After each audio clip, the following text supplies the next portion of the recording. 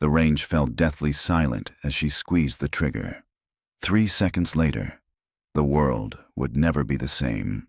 High in the frozen ridgelines of Clearwater Basin, Montana, a 25-year-old woman had just shattered the boundaries of modern warfare with a single shot from a rifle no one believed she could even lift.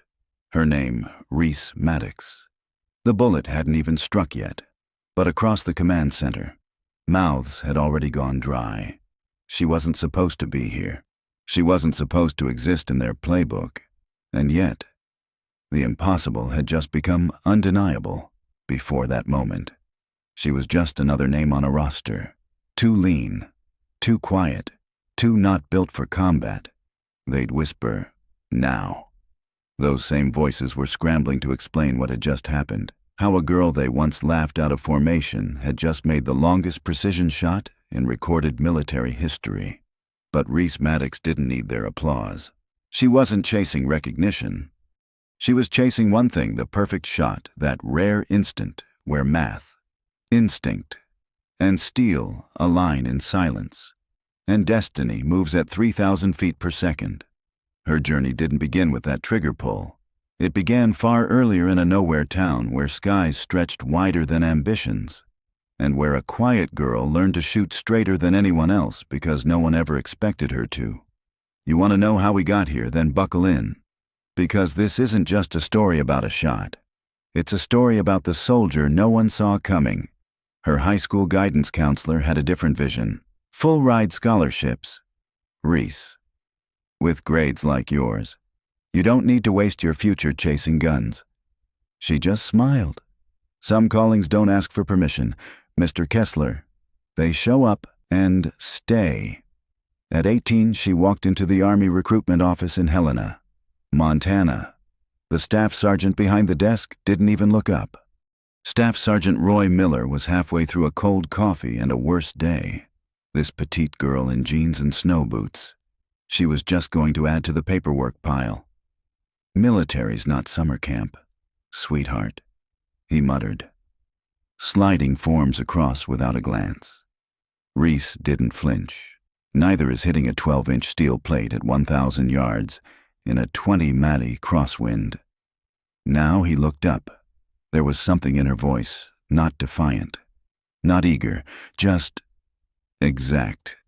That was the first time anyone really heard what Reese Maddox could do. It wouldn't be the last. Her entrance tests, record-breaking, at Clearwater Basic. Her marksmanship scores were so far above the curve that Master Sergeant Nolan Briggs thought it had to be beginner's luck. Reset the course, switch the targets. He barked. She shot again. And somehow, even better. By the end of training, whispers followed her through the barracks like static. Others took weekend passes.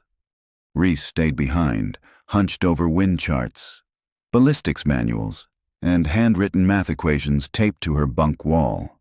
"You ever do anything besides shoot her bunkmate?" Carol Jensen asked one night. Reese looked up from a notebook full of angles and humidity tables. Not really. The advisors didn't argue. Her designation as a precision shooter wasn't just deserved, it was inevitable. What no one knew, not even Reese herself, was just how far that shot would carry her, and who would try to stop her from taking it. Boot camp hit Reese Maddox like a controlled explosion. Drill instructors barked like banshees before the sun dared rise. Most recruits buckled under the weight of exhaustion. But Reese, her struggle wasn't physical. At 5'6", lean and wiry, she didn't fit the image on a recruitment poster. Drill Sergeant Hicks didn't let that slide. "Maddox, you think you can drag a 200-pound comrade in full gear? Number, Drill Sergeant." The training yard went silent. Recruits never admitted weakness. "Then what in God's name are you doing in my army to make sure your soldiers don't get wounded in the first place? Drill Sergeant." A twitch at the corner of his mouth, the closest thing to approval she'd ever earned from him. She adapted. What she lacked in brute strength, she made up in biomechanics. She studied movement like it was physics, and to her, it was, while others collapsed under 70-pound packs. Reese adjusted her center of gravity and never broke rhythm. Instructor notes small frame. Relentless, one evaluation read. But it wasn't until she hit the range that her legend began. The first time she picked up a military rifle, Sergeant Caldwell scoffed. "This isn't your dad's hunting toy, Princess." She didn't respond. She breathed, she fired. Perfect, twice, then 3 times. By round 4, even the company commander had binoculars up. "Been doing this 15 years, Caldwell muttered. "Never seen talent like this." From there, Reese was routed straight into advanced marksmanship, a pipeline most never saw. Captain Sam Richter, program director, read her file without looking up. Impressive scores. But real-world sniping isn't about sterile conditions. "No, sir," she replied. "It's about adapting barometric pressure, crosswinds, target movement, light refraction." He finally looked up. "You've done your homework every night since I was 16, sir." Then came the crucible ghost phase. "Snipers aren't born," declared Master Sergeant Leon Vega, pacing before 20 candidates. "They're forged through pain." He glanced at Reese a beat too long. "Most of you won't make it." And he was right. They lay still for hours, camouflage soaking through their skin. They memorized ballistic charts under sleep deprivation. They carried 80 pounds through swamp muck, then had to hit 1,000-yard targets in crosswinds. By week 6, 8 remained. By week 10, just 4. Reese unshaken. Final test, 72 hours in a Louisiana swamp. No food, constant insects. 1 shot, 3 passed. She passed perfectly. 6 months later, her real test came Directive Emberpoint. Location Echo 9 Ridge, Wyoming. Mission break. The theoretical max effective range, target 4, 0 and 20 yards. Weapon Griffin 7R Custom, a precision-adapted M2010 variant. Lighter but more volatile at extreme distances. Even the best can't thread a needle at that range. One observer muttered, but Reese wasn't guessing. Barometric pressure 30.12 and falling. Humidity 42%. Wind 10 knots. West to east. Target temp drop 2 to ground from firing line. She took position. 3 breaths, 1 pull. The Griffin kicked like a mule, but Reese stayed welded to the scope. 5 seconds passed, then impact confirmed. Dead center. "Check that again." Someone whispered. "No need," came the reply. "It's real. General Theodore Hammond, the man who called the test a circus." Narrowed his eyes. "Can you replicate that? Specialist without looking away from her scope." Reese answered, "Yes, sir. Shot 2. 1 inch from the first."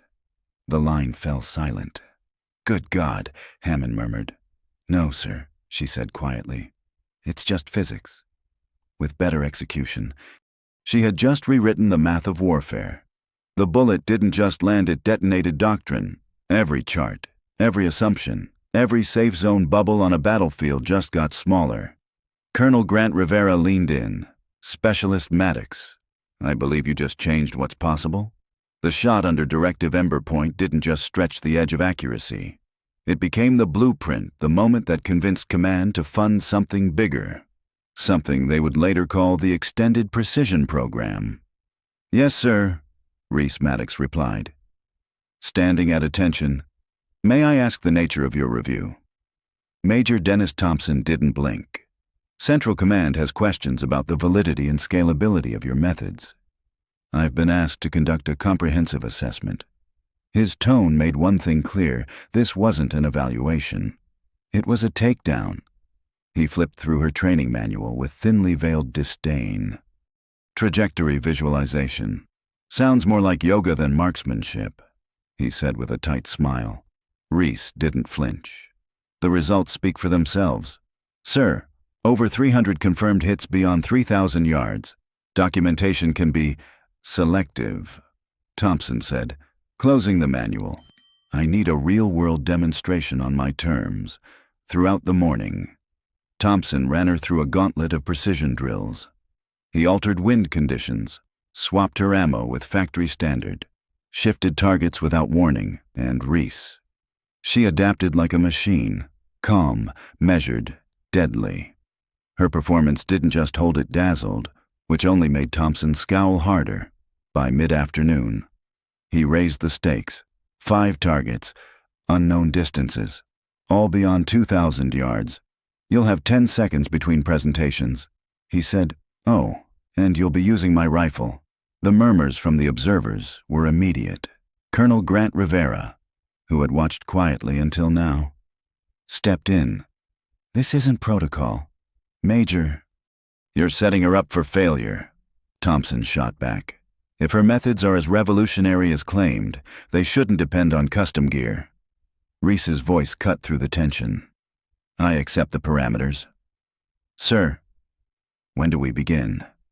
Thompson blinked, surprised, then, regaining his composure, said, "The range is ready. We begin in 30. As they walked toward the isolated valley range, Rivera leaned in. "You know what this is?" Reese nodded. "Doesn't matter. The wind doesn't care who designed the test. The valley was a sniper's nightmare. Hot updrafts, jagged terrain, thick mirage." Thompson handed her his personal rifle. 5 minutes to get acquainted," he said, glancing at his watch. Reese ran a mental checklist. Heavy trigger pull, non-tuned optics, factory-grade ammo. Everything about the setup screamed sabotage. "Time's up," Thompson barked. "First target in 30. Reese settled in. No complaint, no drama, just adaptation. First target approx. 2,400 yards. She fired. Impact confirmed. Second, third, fourth. Each more difficult. Each hit by the 4th shot. The observers were leaning in, expressions tight with disbelief. Then came the final challenge. Moving target. 2,800 yards. The range officer announced. Reese tracked, calculated, breathed, fired, direct hit. Even the spotter's voice cracked. Moving target confirmed. Center mass. The silence broke into scattered applause. Thompson's face was thunder. "This proves nothing. One talented shooter doesn't justify new doctrine." Rivera stepped forward. With respect. "Sir, that's exactly how doctrine starts." Before Thompson could respond, General Theodore Hammond stepped from an unmarked Humvee. "Your standards may need updating." "Major," Hammond said, "gaze steady. What I just witnessed exceeds anything our doctrine prepares for." Thompson stiffened. "Sir, I wasn't aware you were observing." "Exactly," Hammond said flatly. "Which is why it was honest." He turned to Reese. "Outstanding work, Staff Sergeant Maddox. What you just did doesn't defy science, it rewrites its limits." "Major," General Hammond said, his voice quiet but final. "I'll be filing a personal endorsement of the Extended Precision Program. I suggest you begin studying Sergeant Maddox's methodology. It represents the future of warfare." Thompson stiffened. "Eyes down." "Yes, sir." As the crowd dispersed, Hammond stepped closer to Reese. "You knew it was a setup." "I suspected," she answered plainly. "But some things are best proven in silence, not argued in circles." Hammond studied her for a beat, then gave a rare nod. "You didn't just defend a method today. You proved it could stand under fire." 1 year later, after global field trials, instructor rotations, and a dozen Allied briefings, Reese Maddox had returned home at Fort Redstone, Wyoming. She now stood before the 4th graduating class of the Extended Precision Program, a full cohort of 30. The very program they once said would fail was now being adopted across every branch of Allied Special Forces. "Your achievements go beyond sharpshooting," Reese told the soldiers. "You've reshaped what this generation believes is possible." In the crowd sat General Hammond, several NATO liaisons, and perhaps most surprisingly, Major Thompson, no longer a skeptic, but a graduate of the very program he once tried to dismantle. "She hasn't just extended our reach," Thompson told the audience. "She's fundamentally changed how we engage with the battlefield." Among those seated in the back, one figure watched without a word. Sergeant Major Avery Walker. He had seen her potential during Ghost Phase. His presence here said everything. Later that evening, Colonel Rivera approached Reese with an envelope. "Your record just went up the chain. As of 600 this morning, You're officially Sergeant First Class Maddox. The Secretary of Defense signed it personally. Also, they've greenlit international expansion. They want you to help build units abroad. She took the news with calm grace, but for the first time, hesitated. And what happens to the program here while I'm deployed? Rivera smiled. Your graduates will carry it forward. That's how we know it works, because it doesn't live in just you anymore. The next night, just before deployment, Reese visited the range where it all began. The moon cast long shadows over the firing line at Echo 9 Ridge. The same wind, the same silence, but this time, a weight lifted rather than pressed. You saying goodbye, came a voice behind her. It was Sergeant Major Avery Walker. Temporarily, she said, eyes still fixed on the line. I get it. Walker nodded. First time I pulled an impossible shot was in Vietnam. They didn't believe it till I did it again. Then I taught others. That's what you're doing now. They stood side by side for a long time. You know what they're calling you now, he asked. She shook her head. The range shifter. Bit dramatic. Walker chuckled, but accurate. You didn't just extend the range. You moved the mental map of what's possible.